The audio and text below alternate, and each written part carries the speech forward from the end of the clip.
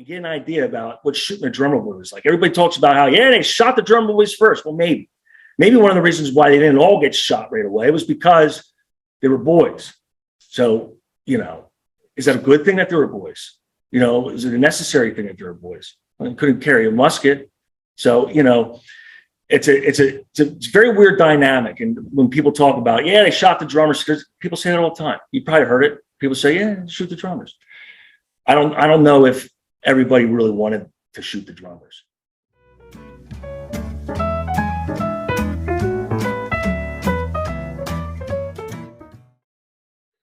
Hello. Oh, just a little bit. Okay, good.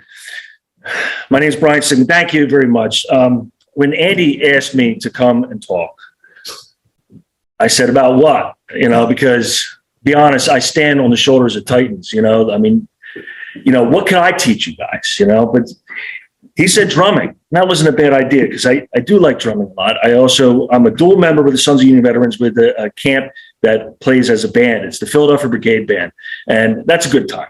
So how I got into drumming, I'm going to talk about that, and then I'm going to talk a little bit about the common soldier, because there's only so much I can do and talk about with this stuff. But I wanted to really talk about some things that I found really interesting and important. So when I first got into, I've been drumming since I was 12, and I started going to Gettysburg, and I would see the fife and drummers all meet at night in front of the Dobbin House, and they would play. And I'm sure if you ever been there, you'd see. And I looked around and went, where's the bass drums? Maybe one, maybe two. So I said, I'm going to buy bass drums. So I can hop in there and I can, beef it up a little bit. A lot of snare drums. Well, the reason why you don't see a lot of bass drums is because the way these drums are handmade, they can't crank them out. There's not enough demand for these drums. So you got to have these custom shops make them. They cost upwards of $1,600 just to have one made. So that's why you see all these guys in Gettysburg, these drummers, they're mostly playing snare drum. And bass drum is a fun instrument to play. So I got this drum from Salem High School in New Jersey. It was all beat up. It was a regular lug drum, Yamaha drum. And I robbed the shell of it. I took all the lugs off, and I got two of them, and I made two. And the idea was, what it cost me to make two drums, maybe if I sold the one, I could have a free drum. The cost of one would sell off the other. And today you can still see that the regimental quartermaster has not sold. So what I did was, I needed some help, and I reached out to some of the people that have the passed down tradition of making these drums. And there's a guy named David Loyal who took over the Cooperman tradition of making drums, and he makes them today for the old guard and for the military. And I called him up and I said, what do I do? And he said, I'll make you the hoops. I'll sell you the rope. And he walked me through what I needed to do. So when I took the lugs out of the modern drum, I had all these holes in it. And what did I do? I put these upholstery tacks in it, much like you would see in the old Civil War drums. The makers of the old Civil War drums, you'll see tack art. And a lot of that was the maker's mark, on the drum. So at first I thought I had to do with having a nice design, but holding the shell together. But of course it was solid wood back then. They didn't have to hold the shell together. So those tack marks was their artist flair. I used that idea to fill in the holes of the lug drum with the tacks to just, give it an authentic look. So how you do it is, let's look back at this drum. Okay. This is a WFL Ludwig. This is an old parade drum. I used to march with the Pittman Hobo Band with this when I was a kid. My first marching drum. And it has a leg clamp on it. So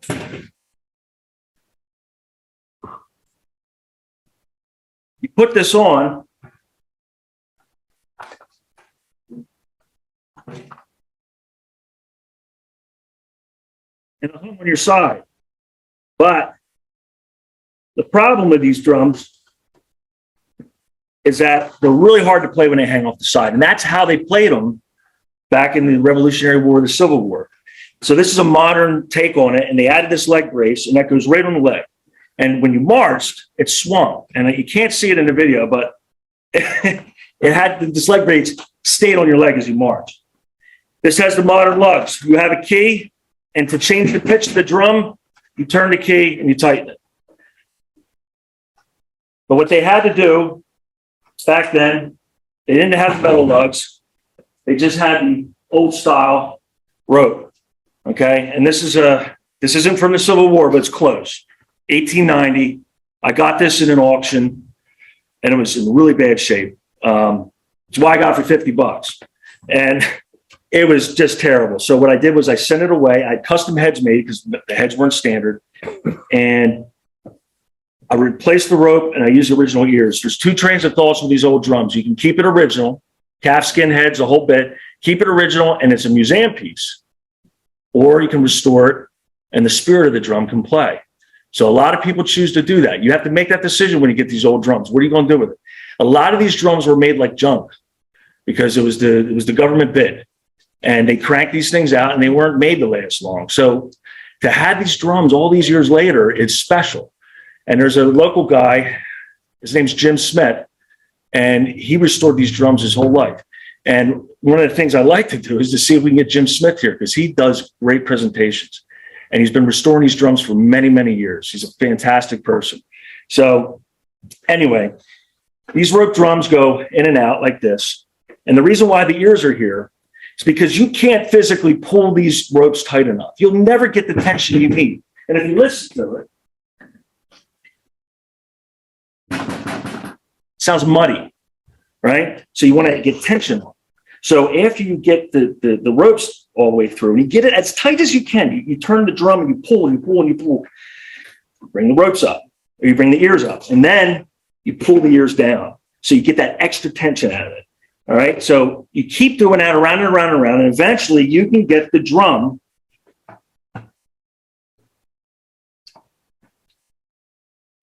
to sound like this.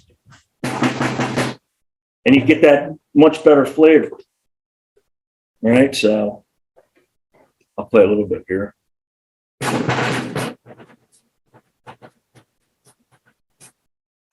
It's too loud on Zoom. Let's see. So that's the rope tension drum. Okay. Now the bass drum, a lot of the old bass drums were like this. Okay, they had a nice deep body. This was found in an auction from a friend of mine, and he picked it up.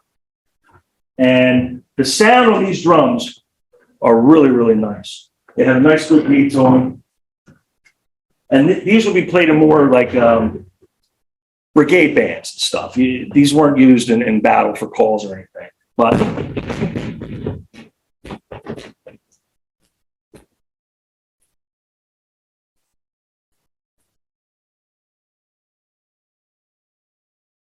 that's what I wanted to bring to Gettysburg because, you just didn't have that when these drummers all got together. It was just these fifes and snare drums. So bass drum really brings a lot of beat to it. So anyway, that's that. And you're more than welcome to hit that drum later. The kids earlier were hitting it. The thing about drummer boys, I had one in the family. And the only way I knew I had one in the family is because it was passed down information. They weren't on the rosters. They generally weren't on the rosters. So it's really hard to find it. Gottschall was his last name. And I still mean to ask my father who has that paper that was written down, but we have an ancestor that was a drummer, and I thought that was pretty good. But a lot of these drummers they didn't have the recognition. It's hard to look it up. You could have had an ancestor that was in the Civil War, and you could say fought if it was an ancestor that was drumming because that was a dangerous job. A lot of them were boys. Some were as young as 9. They generally wanted boys that were a little older because they could stand up to the marching and stuff. So it was preferred, but there was a lot of people running after people. If your older brother went in, you might run away from home. John Clem, who's a very famous drummer, he went in after his mother died in a train accident. And he was a very, very young. I believe he was 9 years old. Yes. So, there's a wide misconception that they were always on the front line. They weren't always on the front line. They often were. What they would do is after a regiment would get set up, a lot of times the drummers were sent back why waste a skilled drummer? You can't just put a drum in front of anybody, because someone had to know the calls. Now, everybody knew what all the calls were, but could you play the calls? And they did. The drummers did get together and to try to be as consistent as possible with the calls, because there was all these little variations, and there was a lot of calls. I mean, with as many calls as there were, like, you can't kind of somewhat get a call right. Go get wood, or, it's not just ready, aim, fire. It's everything. If you wanted the sergeants, there was a call. If you wanted the corporals, there was a call for that.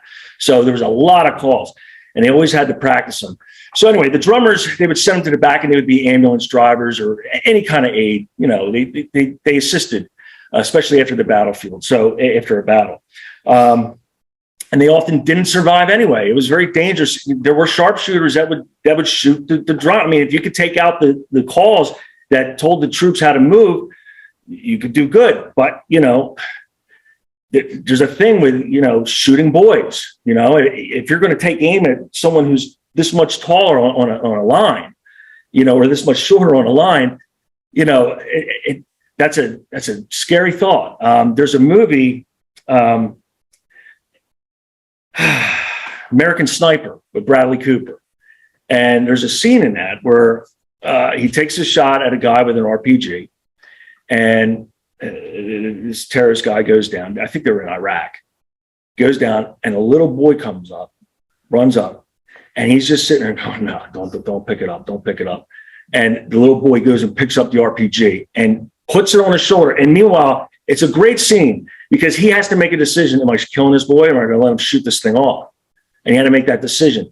And when the boy chickened out and dropped it, thank God that scene didn't play out a different way, because that's a hard scene. He was so relieved, the relief on his face. Just watch the movie to see that scene and get an idea about what shooting a drummer boy was like. Everybody talks about how, they shot the drummer boys first. Well, maybe one of the reasons why they didn't all get shot right away was because they were boys. So, is that a good thing that they were boys? Is it a necessary thing that they were boys? They couldn't carry a musket. So, it's very weird dynamic. And when people talk about, they shot the drummers, people say that all the time. You probably heard it. People say, shoot the drummers. I don't know if everybody really wanted to shoot the drummers, so anyways.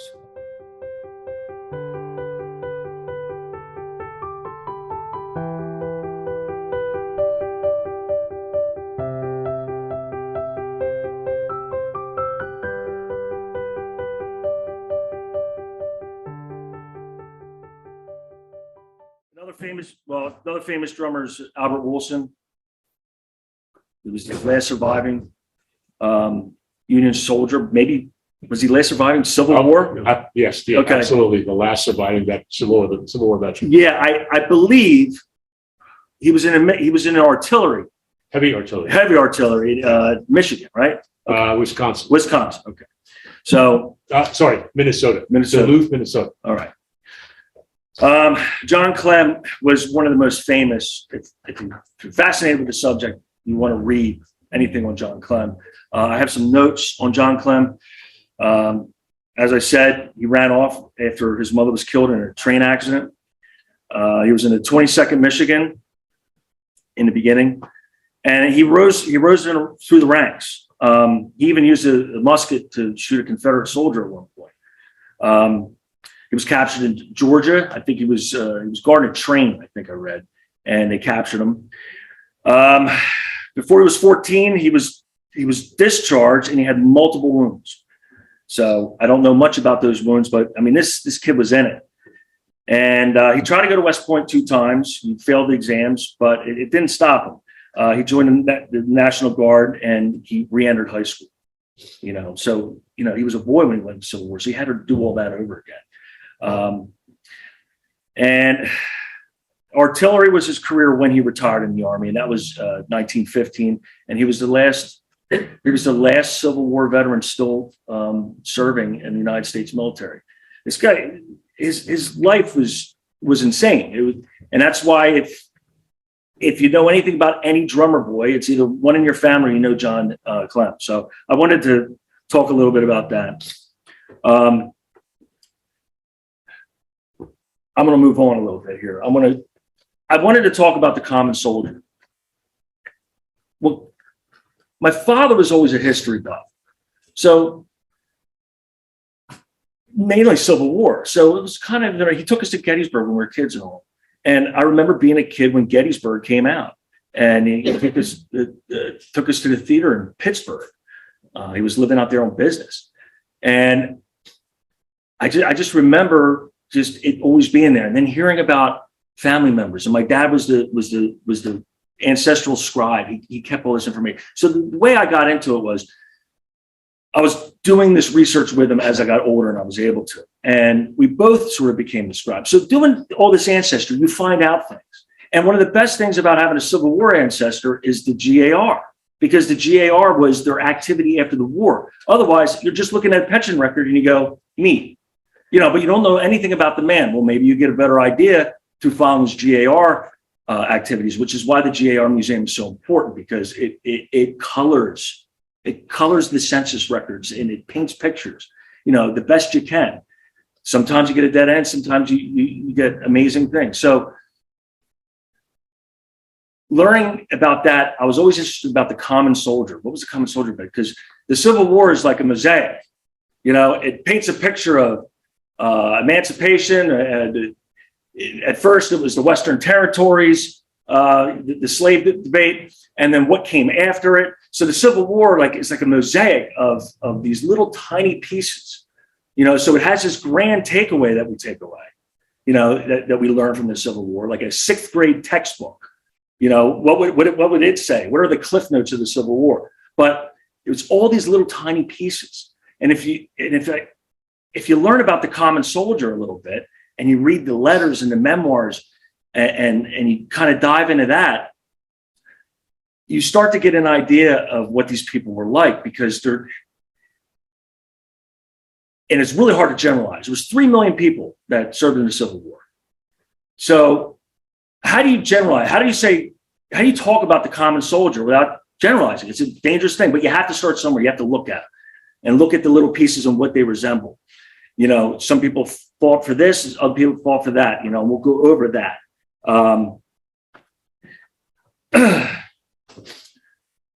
So as I said, about 3 million people fought, 2.2 for the Union, about 750,000, 850,000 for the South. These are all rough numbers, obviously. At first, who was it? It was men, and it was all volunteers. It was a very large turnout. For the North, Fort Sumter yielded, many, many volunteers. And for the South, almost the same. Lincoln's call for 75,000 troops, that galvanized the South. So you had all these flared up emotions that went in. So on both sides, hundreds of thousands of men were flocking to enlist. So that's who was fighting the war at first. When that wave was over, it was time to do something. And they started bringing in conscriptions, drafts. And I find it ironic that the South drafted first. They started in April 16th, 1862. Their requirements were white men, 18 to 35 years old. They need to serve 3 years, plus the men that were already in, they got to serve the additional 2, make them match. Really, they had to fight to the war's end, but this is how it all lays out. And then 5 days later, Jeff Davis had to pass the Exemption Act, which was select government employees, as you can imagine, workers deemed important, such as teachers, railroads, skilled tradesmen, ministers. Owners of 20 or more slaves were exempt. And then there was substitution, where you could pay for someone else to go in your place. That was so unpopular with the South. A year later, that was dissolved by the Confederate Congress. They dissolved that. Also, before the conscription started for the South, there was a group called the Unionists. It was the Peace Society in Arkansas. And they were all rounded up and arrested. And they said, either go to trial or you join. And there was a lot of forced drafts before they had the draft. They were pulling at straws before they pulled the lever. And they knew it was going to be unpopular. Many Southern governors were just very upset about this.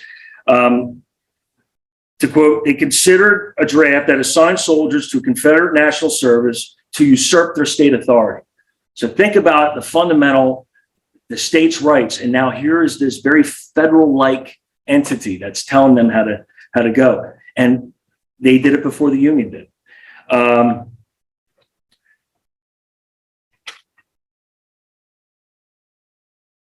So we have these soldiers to talk about. How was it organized? Historian Gary Gallagher, someone I spent a lot of time reading and watching his lectures and listening to his lectures. He makes it clear in his teachings that nobody went to war feeling alone. And it was made up of the core company was your hometown, your community. And in larger communities, it would have been an entire regiment. And these would have been your brothers, your cousins, your friends, and things like that. The company had 100 or more, and 100 or more men. The regiment had 10 companies, which would have been 1,000 on paper. And then from there, a brigade was two or four more regiments. A division was 2 or more brigades, and so on. Then you had the Corps and then the Army. In the middle of the war, a regiment could have as little as 400 men. That's because of the losses, disease, the battle wounds. For an example, when Lee reached Antietam in the middle of the war, some of his regiments were as few as 180 men, which is 2 companies on paper. So these regiments, they started big and went small. And if you consider the Confederate rank filling, what they did was, as they got more recruits, they would fill in those regiments with new recruits. And that worked out really well for them because you had these greenhorns right next to these veterans. So these battle-hardened veterans. So you're getting this thing where if someone wants to feel like they're cutting and running, no, they got someone there to keep a steady hand. So that worked really well. The Union didn't do that. The Union generally depleted their regiments. So they would have these entire brand new regiments that would come into the war, and they were all green, and then they would just deplete them down. And the only time you would get some veterans going into a unit would be as if it got down so low they had to consolidate. So that was an interesting dynamic between the two of them. When I was a kid and we went to see Gettysburg, I remember having a conversation with my father and my brother in the car, and I said, "Why don't they all just stand there and shoot each other?" I mean, think about it. I think there's a lot of adults that say that. I talk to people about the Civil War, or they go, "Man, I don't know how people just stood there and shoot each other." I remember saying something like, "I'd hide behind a tree, Dad. That's what I would do." And there was a lot of things that kept these people in the ranks. It was so brutal, obviously, because we had modern weapons. Things were really advancing, and we were still coming out of the old Napoleon tactics. So it didn't really catch up. I mean, they didn't always stick to Napoleon tactics. There was a lot of creative changes they made tactically when they started fighting the war. They evolved the cavalry. Didn't do charges like they used to do. They dismounted and they did a lot of reconnaissance and stuff. They weren't out in front of the fight as much like they used to be on a major collision. Artillery revelations were made where they started breaking them up into batteries. So the technology outpaced the evolution of men, but they eventually caught up. They did learn to adapt in a lot of creative ways. The individual soldier was fodder. They knew it, especially after their first incident. They knew it, so they needed motivators. And I break it up. These motivators, you got self-motivation, motivation from home, you have motivation from comrades, and you have the motivation from leadership. And they got it on all fronts. For the self-motivators, as the ranks depleted, there were these ranks of your communities. They're depleting. What are you going to do? Desert? You're going to go home? Your school, your childhood friends, half of them are shot up, and you're going to leave and you're going to desert? It's not going to happen. That would keep you in the ranks, So why did they just stand there and shoot each other? That came from here. So that was a very heavy thing. You would think, seeing your friend's head get blown off, you would think, oh man, that's a good reason to cut and run. But no, it's the opposite. It's a reason to stay. And that's different. That's different than the common knowledge, conventional thought, men from home, your home life, there was letters. The letters that were coming home.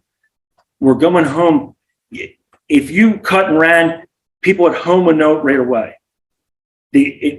That talk, because it was the people in the community, and also with the letters, a lot of them shared. They didn't always share their letters, but they would read those letters over and over again, and they would want you to read. And the people in the communities would find out that the next door neighbor got a letter, and you're going to go over there and say, "What's in that letter?" So everybody's digging. I mean, it's so hard to think about, because today with cell phones and all, and the internet and everything's so easy and fast. These people were like hanging on the edge of their seat. They got used to sitting there wondering. So you have to imagine that because of that dynamic, and everybody is up each other's business, you're not alone out there. You don't just go up. It's a little different than the military today, where it's more comrades and all, from after they create the bond. It's a little different than that. This was like your people, that you were all going together. Okay. I got off a little bit. Let me get back on. And just one more thing. 160 years ago, everybody looks at the Civil War and they look at that and they go, that's a long time ago. Well, it was your grandfather's grandfather. How long ago could that possibly be? For hundreds and hundreds of years, life looked exactly the same. And then we invent the combustion engine, and we're on the moon in like 100 years. So we're living in this weird time where it'd be the first time to ever look at the Civil War and think that's so far away. It's not that far away. It's right there. We've just been building and building and building up. And when you go from I always say horse and buggy to the moon in 60 years. It was more like 100, because when I was preparing this, I looked it up and I was like, technically it was invented. Combustion engine was invented in 1860. So I had so there's a lot of communal pressure, and to do the job that you said you were going to do, that you often signed up to do, you agreed to do. There's a guy I like, and I think you'll like him. His name's Troy Harmon. He works out in Gettysburg. You know Troy? Oh yeah, very well. He tells us in reading between the lines about duty, honor, and valor. He talks about it. He does a great lecture on it. And the heritage, your family's reputation, and how important it was back then. A trivial smite against your family could end up in a duel. And why was that? It was everything people had back then. The communities, you can't just go and get lost. It was impossible. You had to make sure that the reputation of you and your family was good, or your livelihood could be at stake. So we had this duty, honor, valor. He told a story on a lecture about a soldier getting ready to do Pickett's charge. And an officer rides up on a horse and tells him, "Oh, I know your father. He was a judge, wasn't he? He's a real good man. He's a real good man." And he rides off. And what he talks about is how he wasn't just saying, you will be a disappointment to your family if you cowered out of this insane thing we're about to do. But it was a guilt trip. This is the stuff that came from leadership. I forget. I remember someone, Peter Carmichael. He was talking about how the coercion, where they would they would tie a soldier to a caisson, and on the marches, if there was cowardice, they didn't execute for cowardice, mainly for desertion, but there was a strong coercion. So the reason why I'm spending time on this is because it was one of the hardest answers for me to ever get my head wrapped around was, why did they just stand there and shoot at each other?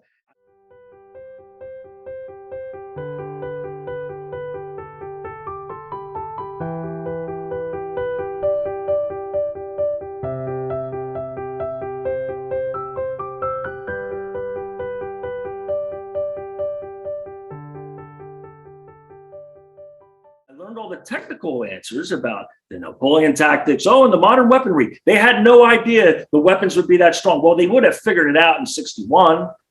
So why were they still doing it? You know, why didn't it just go guerrilla? You know, and it just wasn't. It wasn't going to go. There was all these things that was going on. The soldiers, they had a. Let's back up a little bit. They had diverse backgrounds. I want to talk about the backgrounds. There was over 100 occupations on the rolls for the South. Over 300 for the Union, which was much more diverse and more sophisticated economy. It makes sense. But anyway, for the South, let's look at the 19th Virginia. They had 749 original members. So to give you an idea, they had 302 farmers. Okay. 80 laborers, mostly agricultural. Same for the North, too, by the way. 56 machinists. They had 24 students. And by the way, the more students they took in, the less teachers were exempt from the Confederate draft. So as students went in, teachers lost their, being protected. Here we go, 14 teachers. There it is. 10 lawyers. 4 classified as gentlemen, so they're either yeomen, American men who farm their own land, or the English tradition having noble blood. Maybe he just wanted to differentiate himself from the help at home. So I don't know what would make you a gentleman, so to say, but let it be. 3 blacksmiths, which is handy to have. There was 2 artists. 1 well digger, which would make a very grateful regiment, 1 dentist, which makes a very lucky regiment, and 1 distiller, which makes a very popular regiment. I think a smart colonel would take the last 3 and maybe send them to sick call before a major battle, keep them safe. So as I said, the Union had 300 occupations. Still, they were agricultural. What made a typical soldier? They're white, at least at first, native-born farmer. I mean, we're generalizing here. Protestant, mostly Protestant, single. 18 to 29 years old, if there ever was such a thing. Children in the ranks, 9, 10, 11, mostly as drummer boys, musicians. For the, immigrant. They played an enormous role. About a quarter of the Union was immigrants. For the Union, Germans were at the top of the list. I have a lot of German ancestry, Philadelphia here, and I have a lot of Union soldiers in my ancestry. More 200,000 Germans, roughly. Irish came second place, 150,000. Some were Lutheran, many Catholics. They also had recruits from Scotland, Poland, France, Italy, and some Scandinavian countries. There was Native Americans on both sides, as in all American wars since its inception. Tribes would also often make deals to try to secure land rights and resources, whether they were legitimate deals or not, were honored. Young Indian men who were often assimilated. They would go off and fight. And in the North, there was an entire brigade of mostly Creeks, but also some other Indians. 30% of the Northern men were foreign-born altogether. Confederate foreign-born was much less. It was 9%. They weren't bringing in the immigrants down south as much leading up to the war. So the foreign-born in the South were like 9. It gives you an idea of where everything was coming in the United States with hustle and bustle. where the industry was up north. Indians, they had 3 times as many Native American brigades in the South. That's up to 12,000 in the Southern ranks, and a lot of Native Americans. If you ever watched the movie Cold Mountain, Jude Law, it's a Cold Harbor. You see where they go off. He has a Native American friend that goes with him in the ranks, and they don't make a big fuss about him. He's just there. And he doesn't make it home, but he's just there. And I remember going, I like that. I like how they incorporated the Native Americans, because people don't think of Native Americans fighting in the Civil War, but they were there.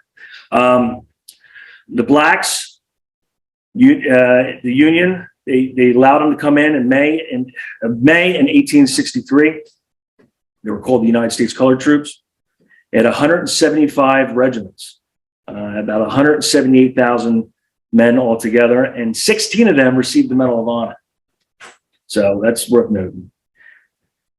The Siege of Petersburg, the crater, there was a lot of, the colored troops wanted to go and they wanted to lead the charge. And if you don't know about the crater, there was these Pennsylvania miners that came up with a bright idea. It was a deadlock. It was a siege that they're going to burrow through underneath the Confederate line and just blast them, load it up full of TNT. And they got approval. There was a lot of back and forth of whether they wanted to do that. I mean, there's a lot of gunpowder they would have had to put down in there. So it went back and forth. I forget who approved it, but they ended up digging this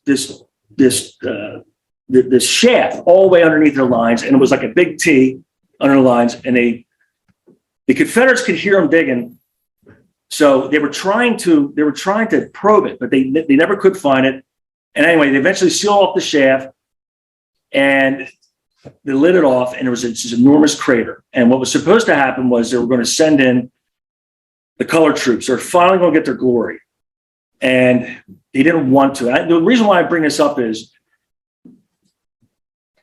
they wanted their chance to fight, but there was a political fallout. What if you sent them in and they got all slaughtered, and then it looks like you're using them as fodder? So people were wrestling with these like politically kind of correct ideas about what to do with these colored troops. So that was a real thing, and they ended up sending a white soldiers in first. And they went right down in the crater. I think their officer was intoxicated. He was. He was? Yeah. Okay. And they went down into the crater, and the black soldiers went right behind them, and it was a turkey shoot. But if you ever want to see that, you see something on that, you watch Cold Mountain. That's a pretty brutal depiction of that. And it's a fascinating part of Petersburg. Today, we have the 3rd Colored Troops. They were recruited out of Philadelphia, and they're around today. They reenact, and they even recruit new reenactors. And when I found an ancestor of mine who had a headstone, he was buried in an unmarked grave for 94 years.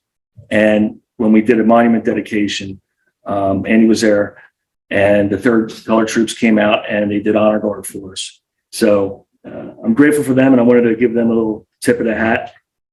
They're there. That's our modern representation of the colored troops today we have right here in Philadelphia. Confederate colored troops, don't hang your hat on them. They were banned. It was simply illegal to arm a black man. And that didn't change later either. When the Confederates were paroled at Appomattox, they were sent down they were sent down south, no arms, and a lot of them tried to keep the fight going. Some went out west, and I think the ones with arms went out west, and the ones that without arms went and tried to hook up with Johnston to keep the fight going. Johnston turned those troops away. They were paroled. They were not to fight. They were part of the Army of Virginia. You can't fight. Officers followed orders. They're a different animal. They follow orders just as well as they make orders. There was no units, black units fighting for the Confederacy. You know, I am compelled when I hear about, there's two people in my life, two well-respected men in my life that showed me and gave me a compelling, like, here's an African-American Confederate soldier who actually fought. And I go, okay. I mean, I'm sure there's exceptions, but there's this huge, like, lost cause thing going out there that wants to make these enormous units. Rumors as high as 50,000. Where's that come from? You know, I actually saw a picture that was the Louisiana Native Guards. And that was used to say, look, these are Confederate. They were disbanded by the Confederacy. They were a black unit, by the way, and they were disbanded by the Confederacy when the war broke out. So what's the rub here? But you know, it doesn't change anything. It's just something I wanted to talk about. If we want to talk about colored troops in the Union, I want to give the Confederate colored troops a due, and they're just a lot of rumors. Now there was a lot of slaves, a lot of black men in both armies, but you know, they brought their slaves with the armies. Remember, the infrastructure of an army is digging and engineering and building things, and running wagons, supply chains. Think about cooking, you know. So every soldier that didn't have to do those things could pick up a rifle.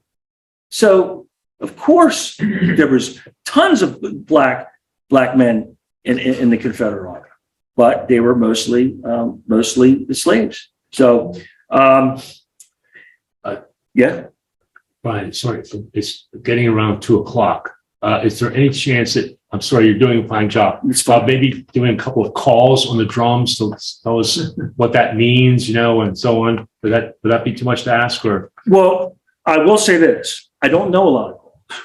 Oh, you don't? No, Okay. no, because I don't reenact. I reenacted with the Philadelphia Brigade Band, so I reenact as a drummer in the band. But then, if I were to reenact in the field with riflemen, Yeah, I must learn it in school. okay. Sorry. Please don't be put you on sorry. the spot. Please don't be sorry. Maybe I should learn a call or two for you or something. Like assembly or. Yeah. So anyway, so that's it. You know, we'll wrap it up there. I'll just touch on some key things, and we'll end it, because I'm talking about the soldier, what kept him in the ranks and stuff, and we did talk about that, so we don't need to really go into it. But there was gender, the masculinity, right? That was a very, very important thing back then. That kept them in the ranks. Money was a factor.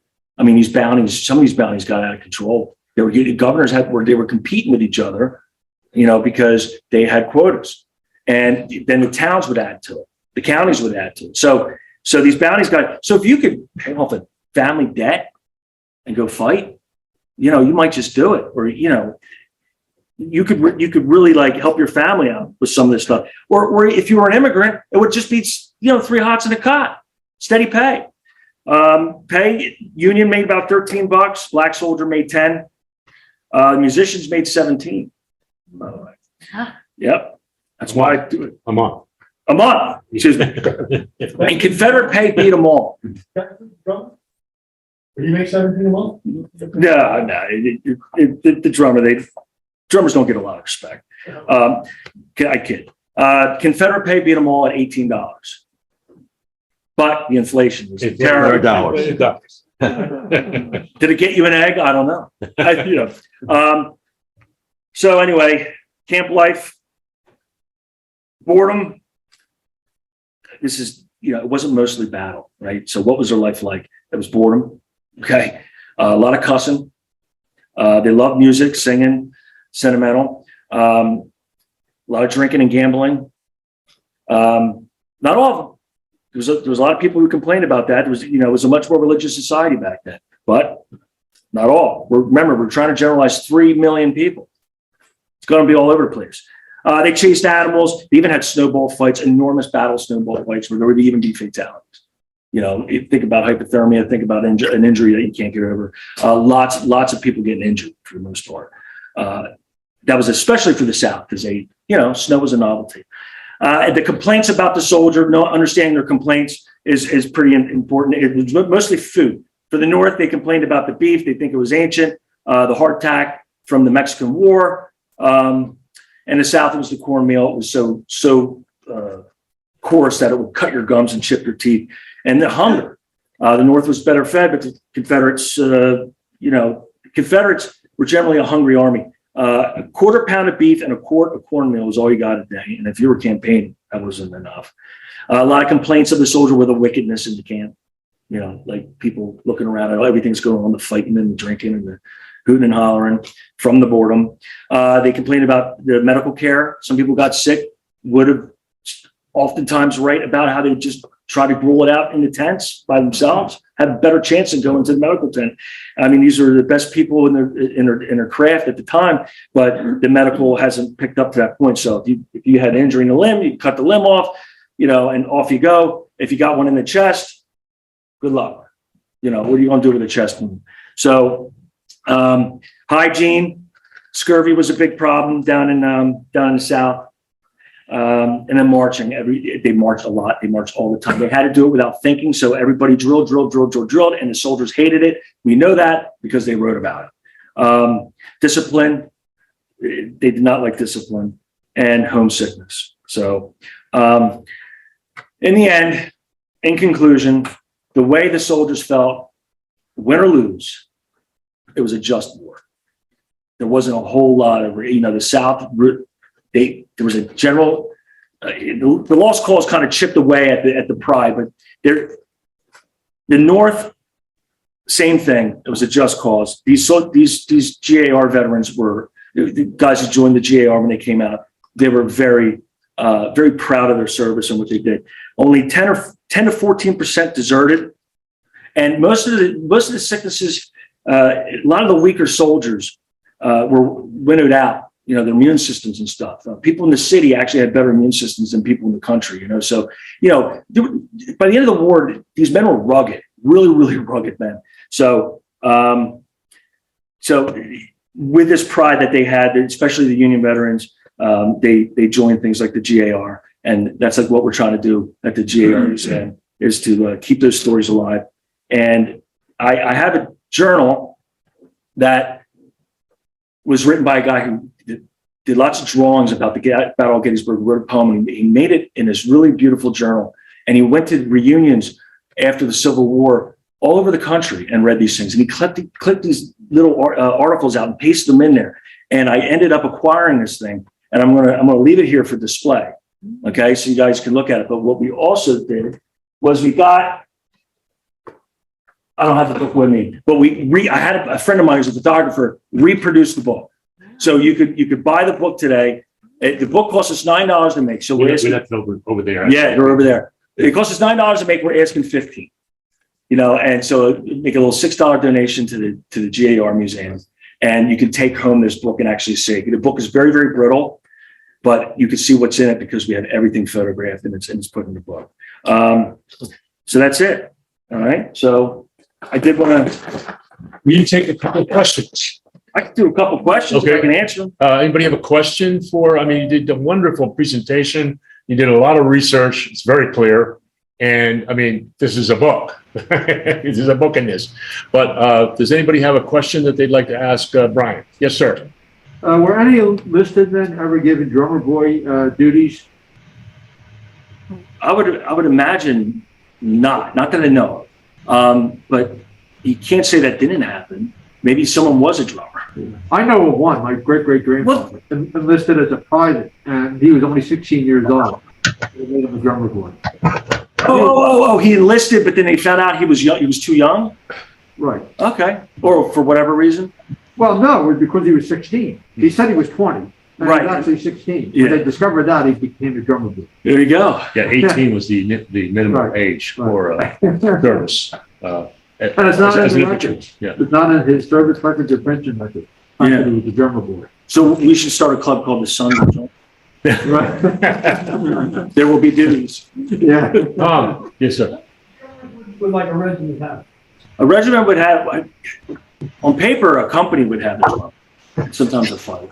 So if say you had 10 companies in a regiment, you could have, but as that depleted, I don't know how they consolidated. But every company was supposed to have a drummer? Supposed to, yeah. Drummers running in the infantry or? Artillery for Heavy sure. artillery. Yeah, heavy artillery. and I But they believe- use bugles. Yeah, Bugles. cavalry used a lot Yeah, of bugles. anything with horses, they use bugles. No, thank you so much. I hope you learned something. Anyone else?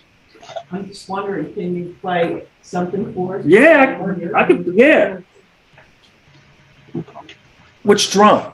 This drum? Your choice. Let's play the old drum.